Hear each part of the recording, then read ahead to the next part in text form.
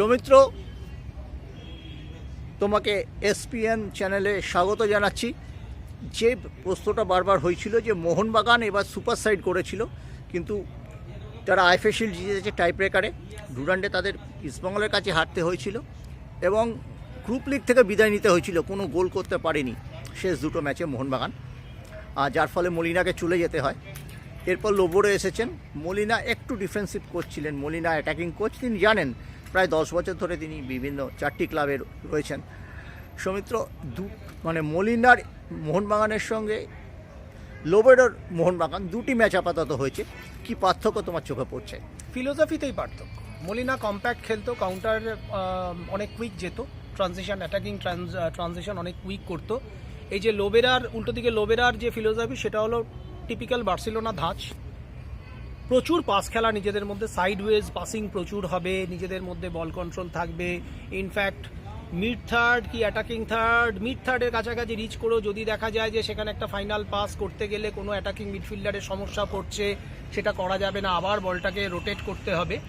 তো এটা এখন মোহনবাগান টিমের নতুন ফিলোসফি, অন্তত দুটো ম্যাচ দেখে যা মনে হয়েছে। সেই জন্য মোহনবাগান টিমের খেলাটাকে কিছুটা স্লথ মনে হয়েছে, কারণ পাসিং হচ্ছে খুব কুইক পাস, তো ইন্ডিয়ান ফুটবলে সম্ভব নয়, আমরা অনেকটাই পিছিয়ে। স্টিল প্রচুর পাস হচ্ছে নিজেদের মধ্যে, শাফলিং করছেন প্লেয়াররা, সাফলিং করছে, সব মিলে বলটা নিজেদের দখলে রাখাটাই লোবেরার ফিলোসফি। সেখানে মলিনার এবং হাওয়াস দুজনেরই অন্য রকমের একটা ধারণা ছিল, অনেক তাড়াতাড়ি আক্রমণে গিয়ে জয় তুলে নেওয়া। মলিনা এবং হাওয়াসের যেটা ছিল যে অপোজিশনের বল পজিশন বেশি থাকতো, একটু হলেও বেশি থাকতো। লোবেরার মোহনবাগানের ক্ষেত্রে হয়তো সেটা হবে না, মোহনবাগানের বল পজিশন বেশি থাকবে। একটা ফিলোসফি থেকে পরিবর্তন পেয়ে বা পরিবর্তন হয়ে আরেকটা ফিলোসফিতে আসতে একটু তো সময় লাগে। তা লোবেরাকে একটু সময় দিতে হবে, কিন্তু আনফর্চুনেটলি এবছর সময় খুব বেশি নেই। 13টা ম্যাচের লিগ, অর্থাৎ 39 পয়েন্টের লিগ, যেখানে পয়েন্ট লস করলে দু একটা টিম যারা ক্লোজ থাকবে তারা ঘাড়ের ওপরে নিঃশ্বাস ফেলবে। তো এটা একটা চ্যালেঞ্জ লোবেরার কাছে, তার ফিলোসফি কত কুইকলি এই টিমটার সঙ্গে অ্যাডাপ্ট করাতে পারে। দিমিত্রি পেট্রাটোস তিনি বলেছেন কোচ চেঞ্জ হয়ে যাওয়ার পরে তার এই চেঞ্জের পেছনে তার কোচ চেঞ্জ হয়ে যাওয়া একটা ফ্যাক্টর, এটা কি বলবে?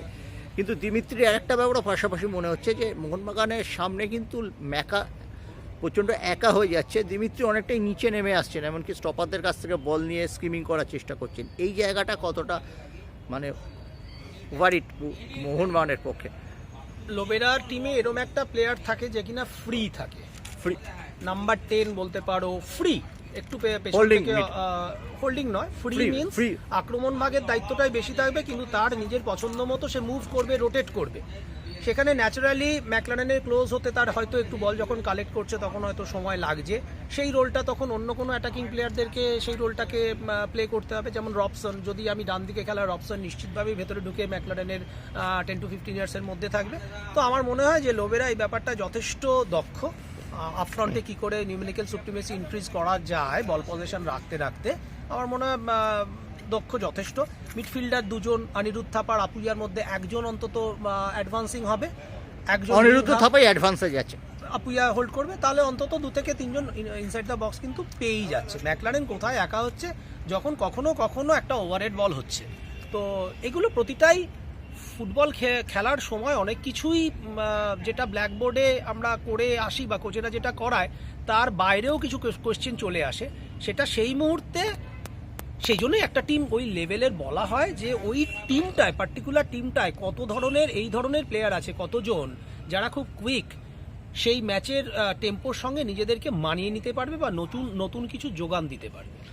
মেহমানের সাথে খেলা শনিবার, মেহমান কতটা চ্যালেঞ্জ মোহনবাগানকে দিতে পারে তাদের ইয়ং ব্রিগেড এবং সব ইন্ডিয়ান ব্রিগেড?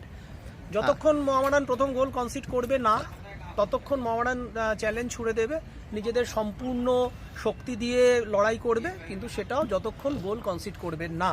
এবারে একটা ব্যাপার হলো, মোহামেডানের প্লেয়ার বা কোচ বা ম্যানেজমেন্ট তারা নিজেরাও যথেষ্ট ভালোভাবে জানে যে তাদের থেকে এক্সপেকটেশন খুব একটা বেশি নেই। সেই জন্য এইখানে একটা চিন্তার কারণ, তারা মোহনবাগানের জন্য চিন্তা বলবো না, একটা তো পয়েন্ট আছে মোহনবাগানের, হয়তো আমি ডিসকাস করার নিজেদের মধ্যে, যে তাদের কিন্তু কিছু হারানোর নেই, তারা অলরেডি সব কিছু হারিয়েই এবছর আইএসএল এ নিজেদের নাম নথিভুক্ত করতে পেরেছে বা আছে টিমের লিগটায়। তো সব মিলে আমার মনে হয় না চিন্তিত হওয়ার খুব একটা কারণ আছে। মোহনবাগানের একটাই উদ্দেশ্য থাকবে, এই ম্যাচটা কিন্তু মোহনবাগানের জন্য গোল পার্থক্য বাড়িয়ে নেওয়ার ম্যাচ, যত সম্ভব বেশি গোল করার ম্যাচ। সেটা তখনই থিওরিটিক্যালি সম্ভব হবে, আমি প্র্যাকটিক্যালি বলছি না, থিওরিটিক্যালি সম্ভব হবে ফার্স্ট কোয়ার্টারের মধ্যে যদি মোহনবাগান গোল গোলটা দিতে পারে। পেয়ে যায়। অনেক বেশি রিল্যাক্সড হয়েতে নিজেদের যে তৈরি হওয়া প্রিপারেশন সেটা ম্যাচে ইমপ্লিমেন্ট করতে পারে। আর একটা কথা হচ্ছে, মেহরাজের সাথে কথা বলে যেটা মনে হচ্ছে সেটা পাক দা বাস এই নীতিতেই তিনি চলবেন মোহনবাগানের সুপার সাইডে। আর তো কিছু করণীয় ওর হাতে নেই। তোমার তুনে খুব কম অস্ত্র আছে, সেটা করতে গেলে তোমাকে কম্প্যাক্ট থাকতে হবে। ওই যে বললাম, তখনই তো প্রথম গোল কনসিড করবে না যতক্ষণ কম্প্যাক্ট থাকবে। ডিফেন্সে ভিড় বাড়ানো, 5-4-1 বা 4-5-1 সিস্টেমে গিয়ে, বা 1ও নয়, সবাই মিলে অর্থাৎ 5-5-এর মতো একটা তৈরি করে 5-5-0 লাইন তৈরি করে মোহনবাগানকে খেলার জায়গাটা নিজেদের ডিফেন্সিভ থার্ড আর মিড থার্ডে যত কম অ্যালাউ করা যায়, ওপেন স্পেস যত কম দেওয়া যায়, পকেটস অ্যান্ড স্পেস মোহনবাগান প্লেয়াররা যাতে বেশি ব্যবহার করতে না পারে। অনেক ধন্যবাদ সৌমিত্র।